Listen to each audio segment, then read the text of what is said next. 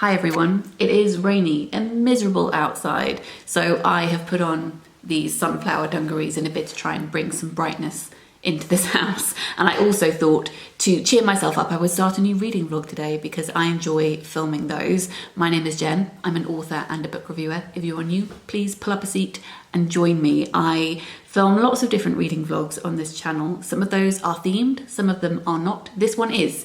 And I have done a few different prize long list reading vlogs this year and over the past 8 and 9 years actually, because it's been a while since I started this channel. But this year I've done a video on the Barbellion Prize long list, the Women's Prize long list, and half of the International Booker long list, because only half of them really spoke to me this year, and even within those 6 there were some books that I didn't like, but I will link that video in the description box down below.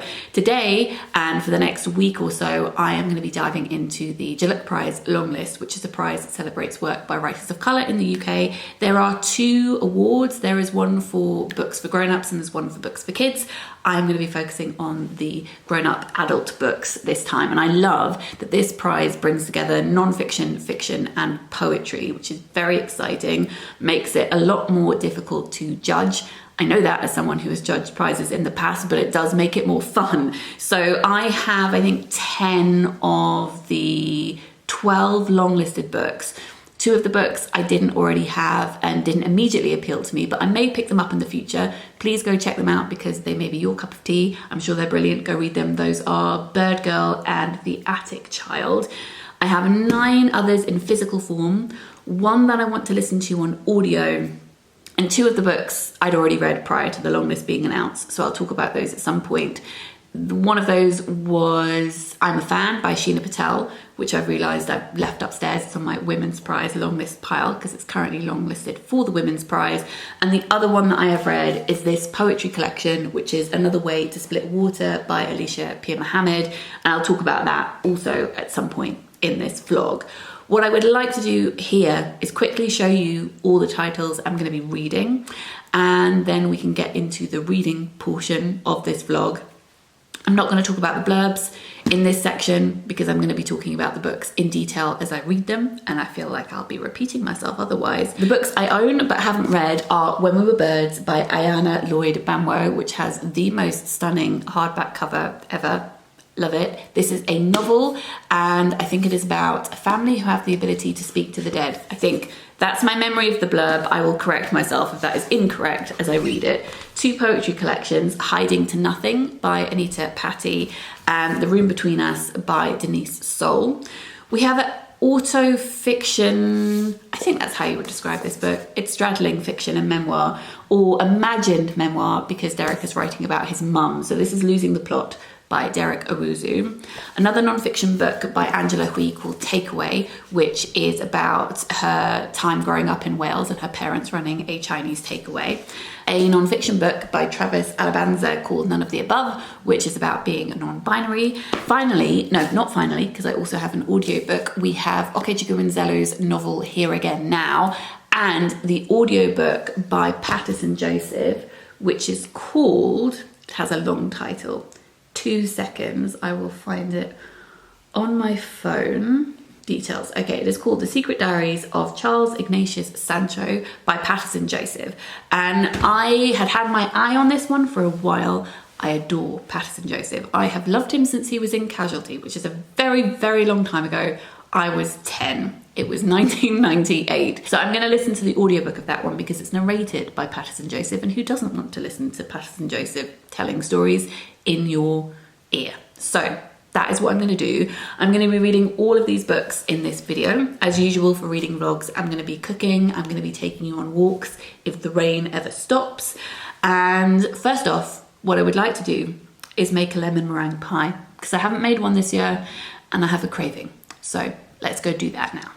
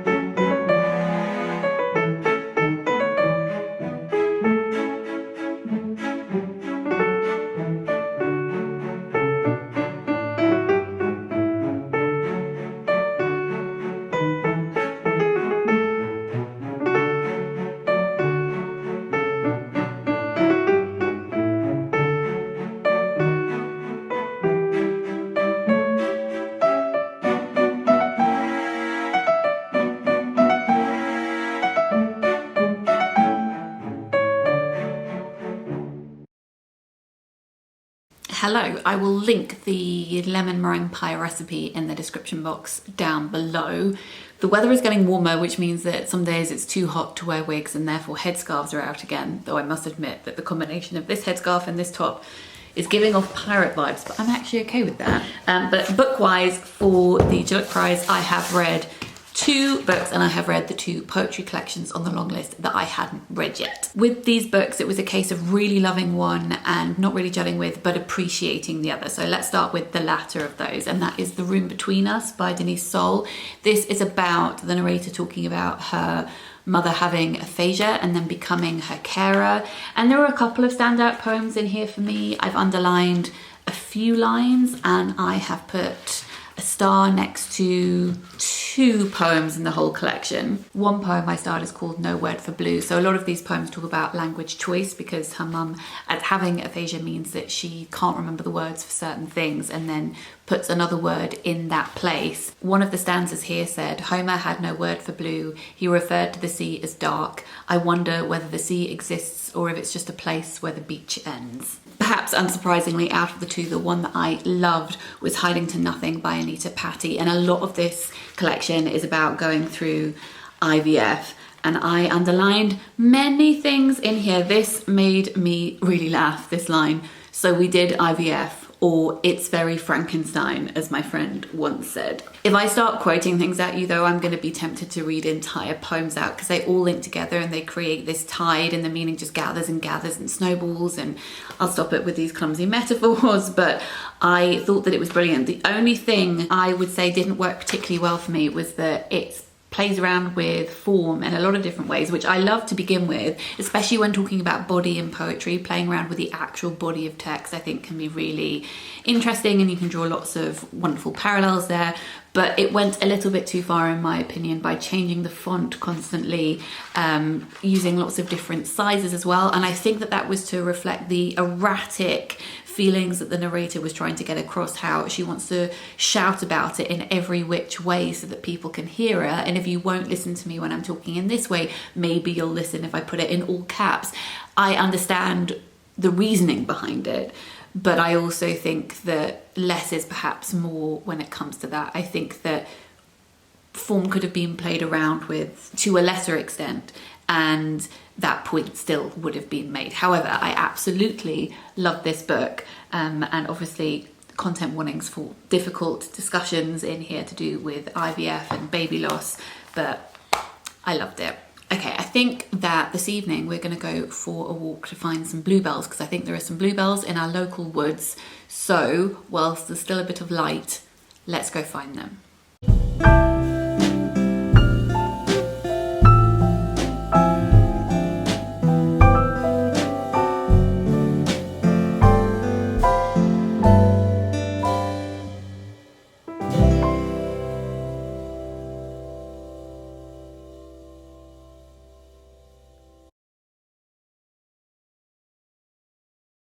Good morning, it is early. I'm here in my pajamas to do a quick reading update before we go out into the world, and we have some good news and some bad news.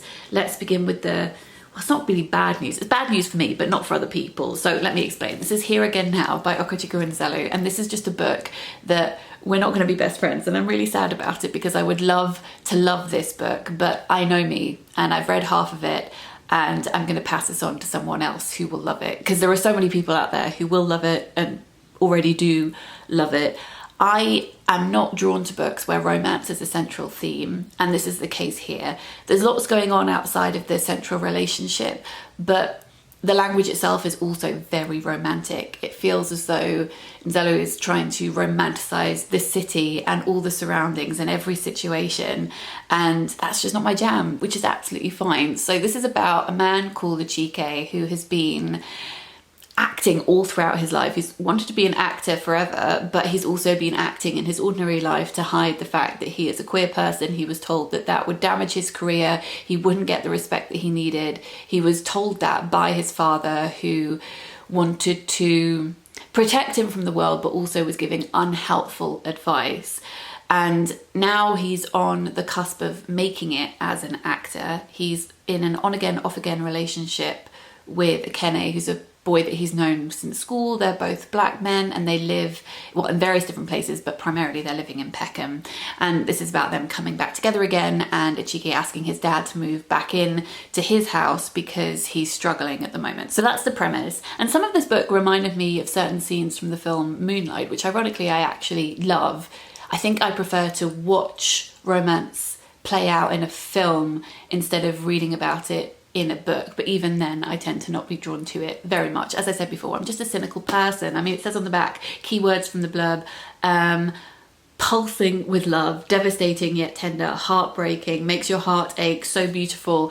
And yeah, if that sounds your cup of tea, then definitely pick it up. I would say that some relationships in this book and certain conversations reminded me stylistically of A Little Life, which is a book that I do not like. But if you enjoy that book, I think you will like this. What I did love about it in particular was the relationship between Achike and his dad and discussions of masculinity. I thought that that was particularly wonderful. Also, I'm just thrilled that this book exists because we don't have enough queer black love stories being published. So hooray for that. It's just I am clearly dead inside. So if you are not dead inside and you like sad love stories, then may I present this one to you.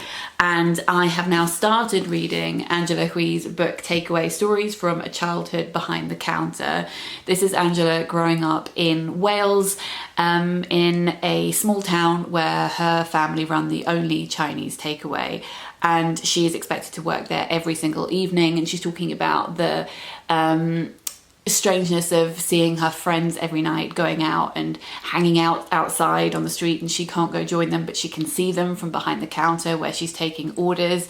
And she's both really embarrassed of her parents but also fiercely protective of them. And there are recipes in here as well, and the recipes are making me so hungry. I think this week I am gonna have to order a Chinese takeaway because I think it's just going to be on my mind constantly as I read this book. So I am really enjoying this so far. I'm not going to take this with me today though. I'm going into town for a hospital appointment and I'm going to listen to the beginning of Paterson Joseph's book, The Secret Diaries of Charles Ignatius Sancho. So I'm going to do that. I'm going to go for a walk before my appointment. So I will insert footage of this here, and I might pop into Foyles on the way back because it is next to the hospital. I may sneak in and purchase a book, but I mean, you'll see if I do because I'll tell you what I buy. Okay, I'm going to go get dressed.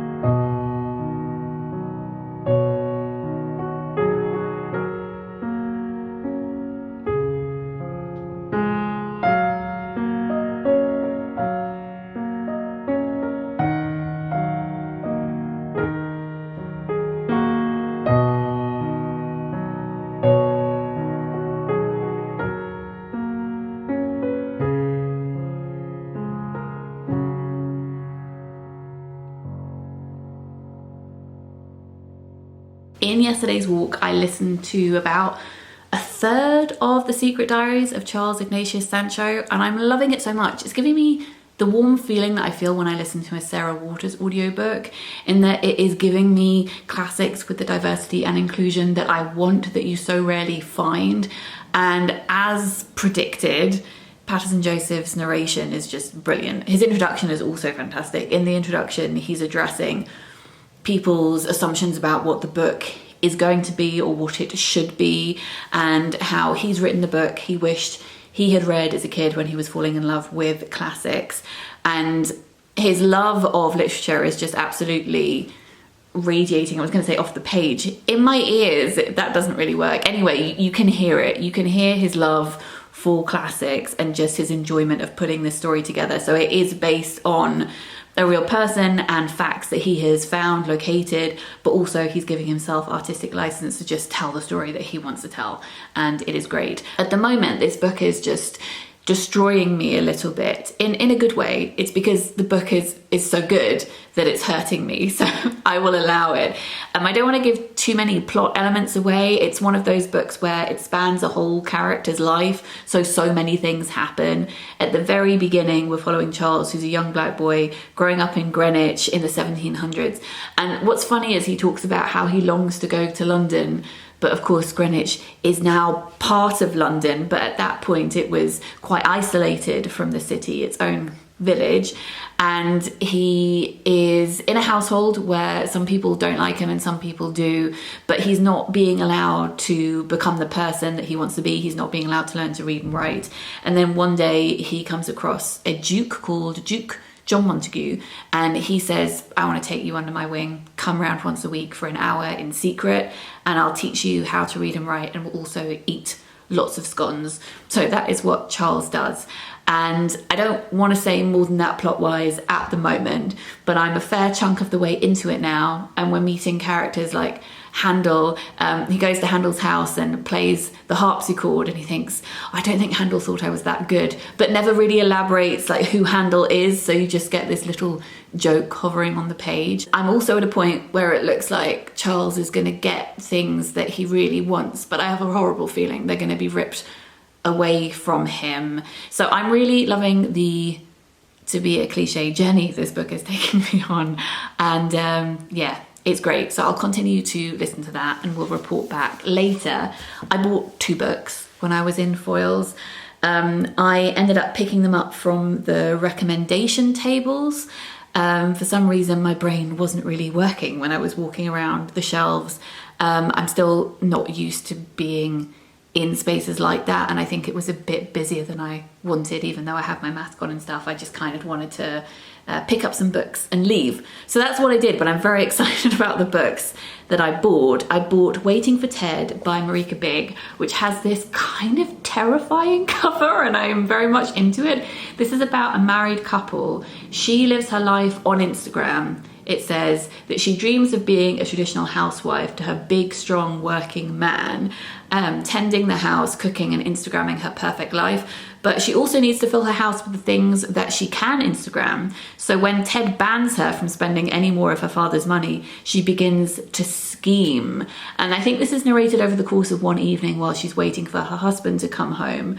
And then the end of the blurb says, it soon becomes increasingly clear to the reader that Ted may not be coming home at all. So love that. And then this one by Chika Enigwe, I was intrigued by the cover at first. It caught my eye, and then I saw it has a quote on the front by Ayobami Adebayo. So I was sold. This is about a woman called Nani who, when she's only 17, loses her sister and her father. It says she's misunderstood by the rest of her family, and then she becomes beguiled by a preacher, a handsome, self-proclaimed man of God who seems to offer answers, but I feel like maybe this is a trap and she becomes stuck. So yeah, these are the 2 books I picked up, and onto the TBR they go.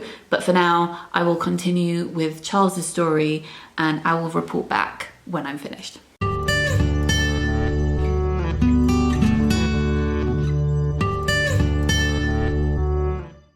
Hi, it's a couple of days later. I've now finished reading The Secret Diaries of Charles Ignatius Sancho, and I loved this so much, and I would recommend the book itself, but I would particularly recommend the audiobook experience.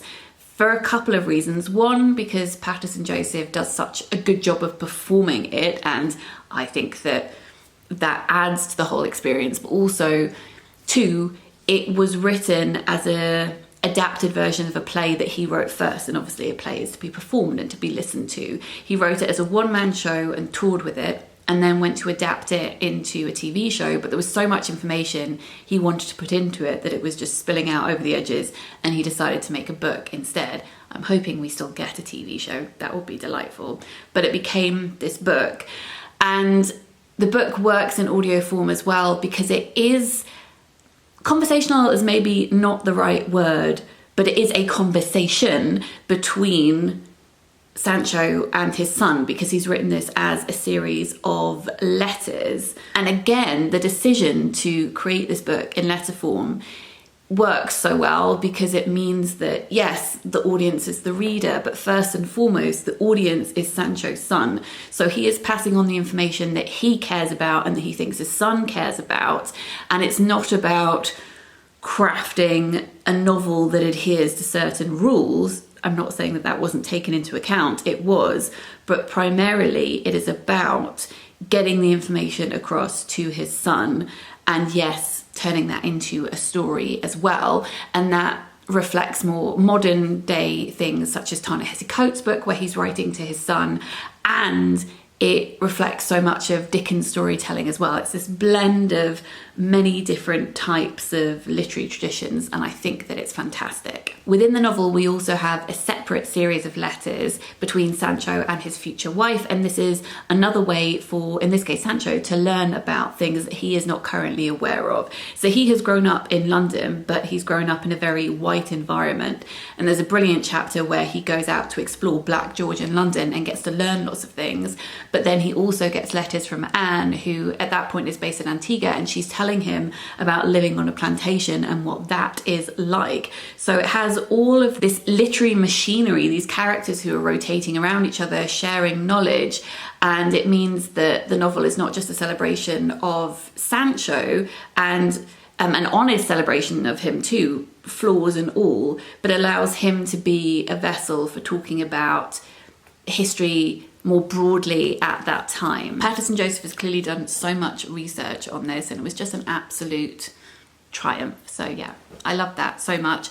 And then I mentioned at the beginning I was going to talk to you about the two books on this long list that I had read prior to this reading vlog. So I had read Another Way to Split Water by Alycia Pirmohamed, and I came across her work because we did an event together online for the book 100 Queer Poems. We're both in this collection, and we did a poetry event with Oxford Brookes University doing readings, and I absolutely loved her reading, so I went ahead and bought her book. I have talked about her work before, but essentially I just love the way that she talks about body and fluidity.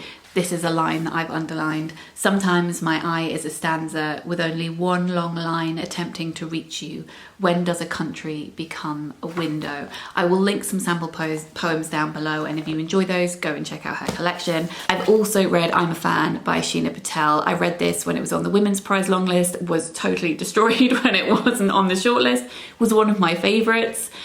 I mean, you can't win them all, but I really didn't win with my predictions for this year's shortlist, which is not to knock any of the shortlists at all. But my particular favourites this year, I think I only guessed one right for this year's shortlist, which is a low percentage guess-wise for me. Anyway, I love this book. It is a horrible little book with a detestable narrator. She lives her life on Instagram, stalking the woman I am obsessed with, that's what she calls her, and the man I want to be with. So she is dating a man and in quite a serious relationship, but she's cheating on him with the man she wants to be with, and the man she wants to be with is also cheating on her with the woman she is obsessed with. It is, quite frankly, a hot mess, and she begins to take that stalking offline into real life, and it's just a deeply uncomfortable look at the narratives we create about people we don't know because of social media, or rather how social media helps to facilitate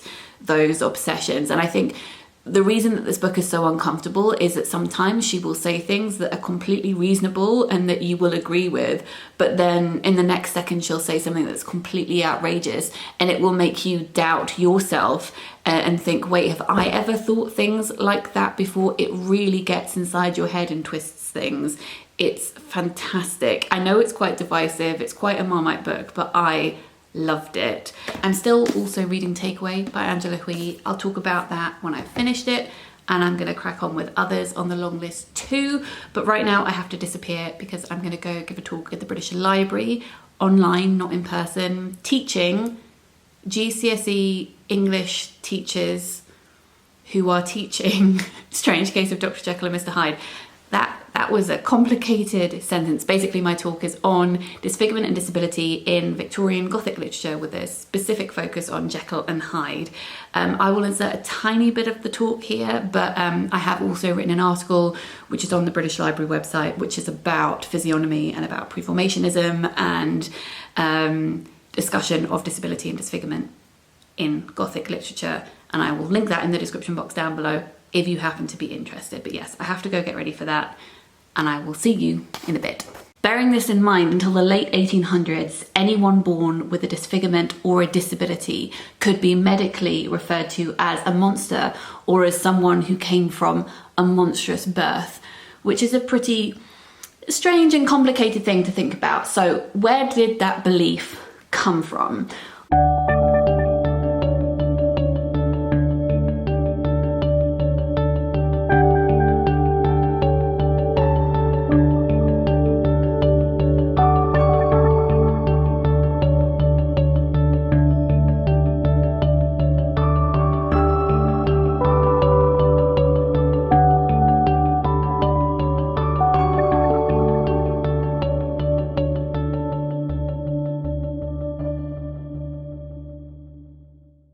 Hello, I have read 2 more books since we last spoke. The first one is Losing the Plot by Derek Owusu.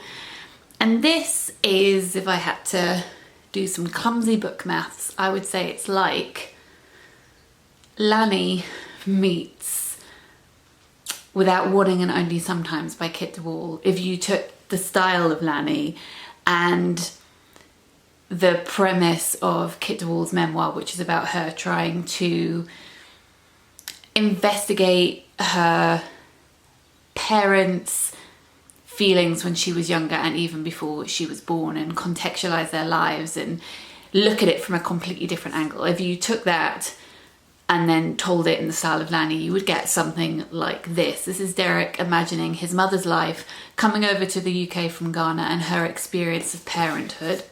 And it's written, let me find you a page here, like this. Not every page is like this, but quite a few pages are like this. So you have her voice in the middle, or her story rather, in the middle.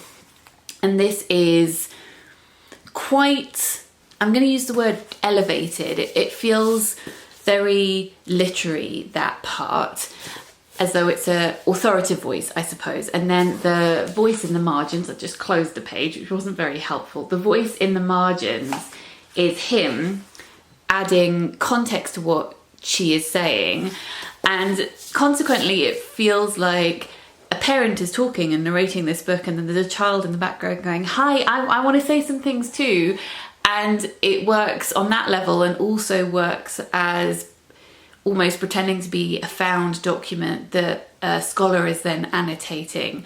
And I love that it crosses both of those things, because they're so different, but I think they're equally relevant and important here. And there is also rather a heartbreaking interview actually at the back, where Derek's already written this book, and then he sits down and says to his mum, I want to ask you some questions about when you came here from Ghana. And I don't know, it was a really interesting note to end on, and almost changed how I felt about the entire book. I definitely love the play on words for the title too, Losing the Plot. You know, feeling like you're losing your mind, but also trying to find the truth, the narrative. Very good. And then the other one that I have finished reading is Travis Alabanza's None of the Above, which is a non-fiction book about being non-binary.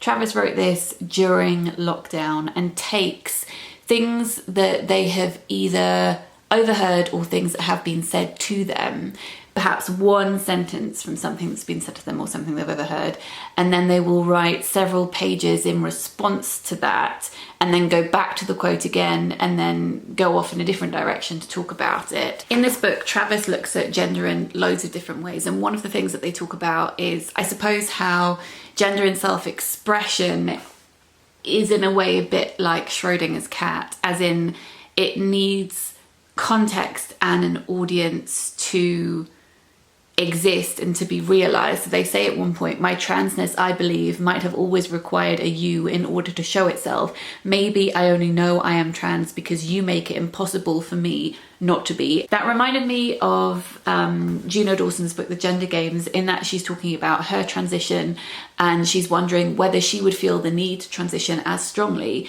if she was living in a world where being gender non-conforming was more accepted. She's not saying she isn't trans, but she's just noting how difficult it is to separate yourself from all of the external factors surrounding you. And that's what Travis is talking about here. And there's an extra layer when Travis is talking about being on stage, because if you're someone who is in the public eye, if you are on stage, then people are watching you. In this case, especially young trans people and young queer people, and they attribute meaning to you. They have this relationship with you, I guess, a parasocial relationship where they place meaning on your identity, and then you also absorb that. It's this cyclical thing that you cannot escape from. And how do you be the person that everyone else wants you to be whilst remaining true to yourself and allowing yourself to evolve and change?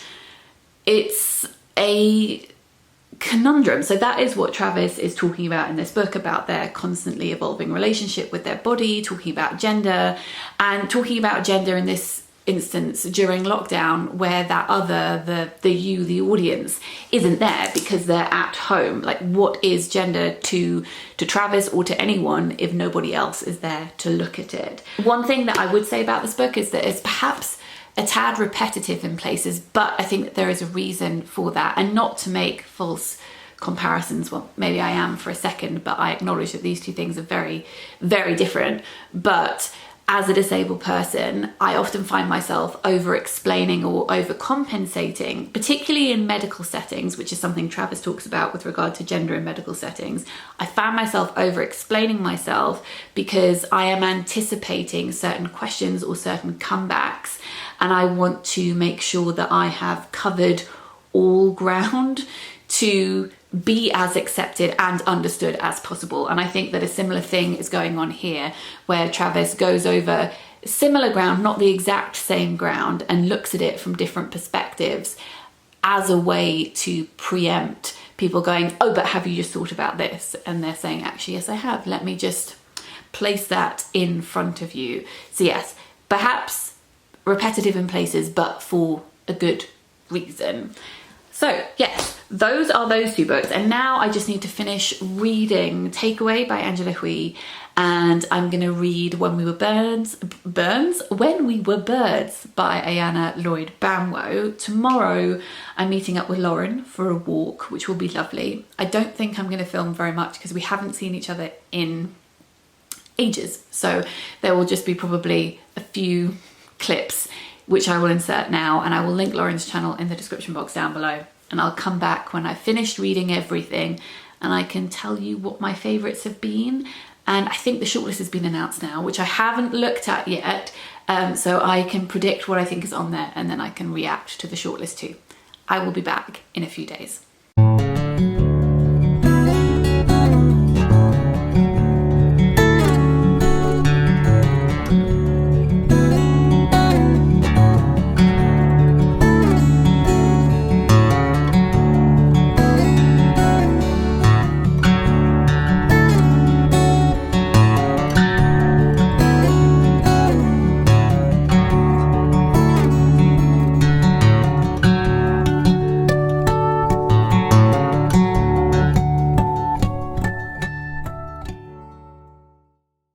Hi, it's a couple of days later. I'm here to film the final clip. This is Sunday, the day that this video is going to go up.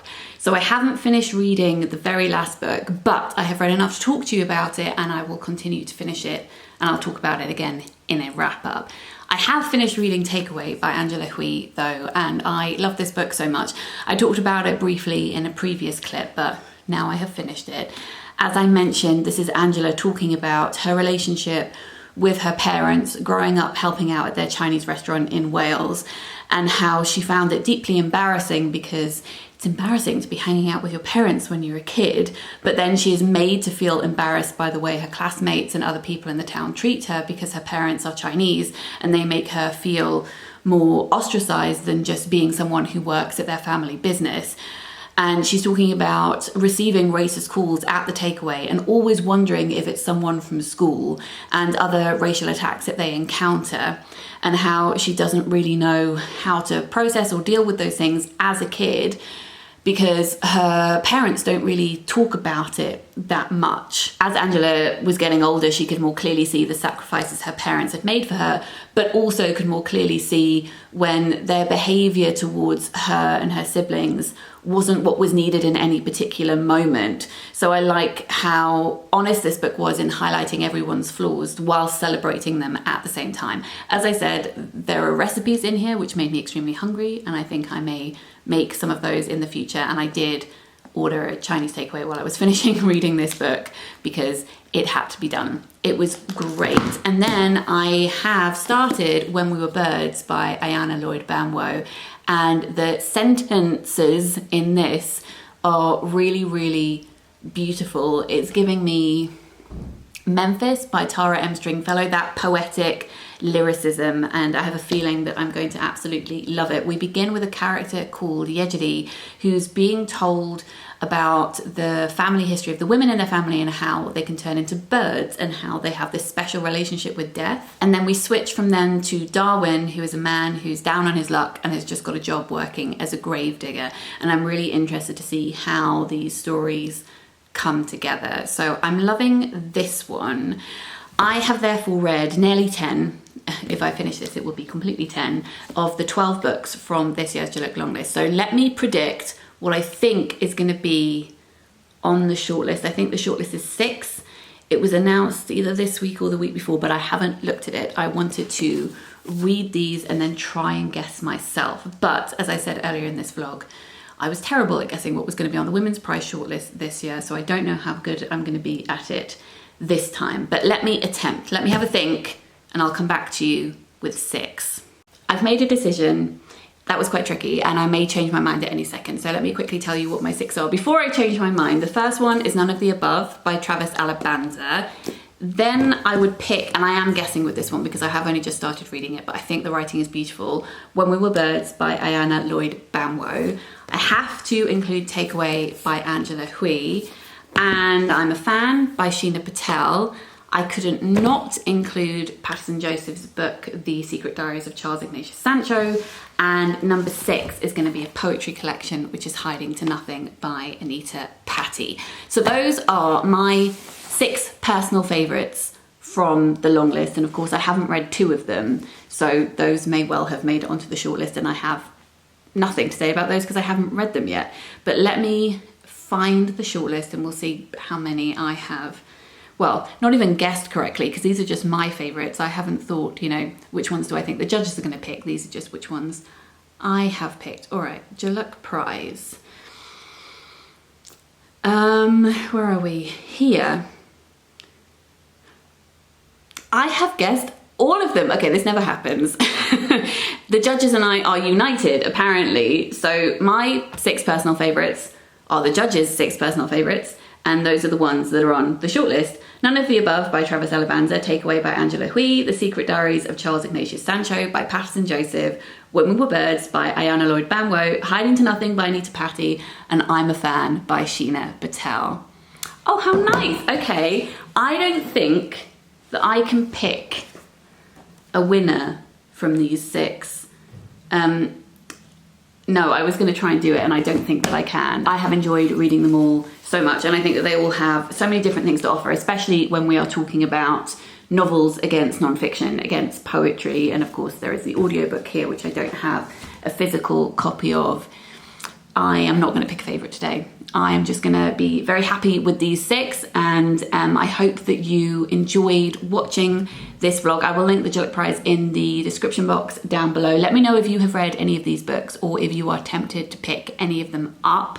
I hope that you're all having a good Sunday. If you enjoyed this video and you're new to my channel and you would like to subscribe, that would be great. If you like my content and you would like to consider supporting me on Patreon, that'd be very kind. Support over on Patreon means I can keep creating free content for everybody on here, and it funds my time making everything accessible by creating captions and all of that good stuff. That is also linked in the description box down below too. I'm sending lots of love to you all. Thank you for watching, and I'll speak to you soon. Bye.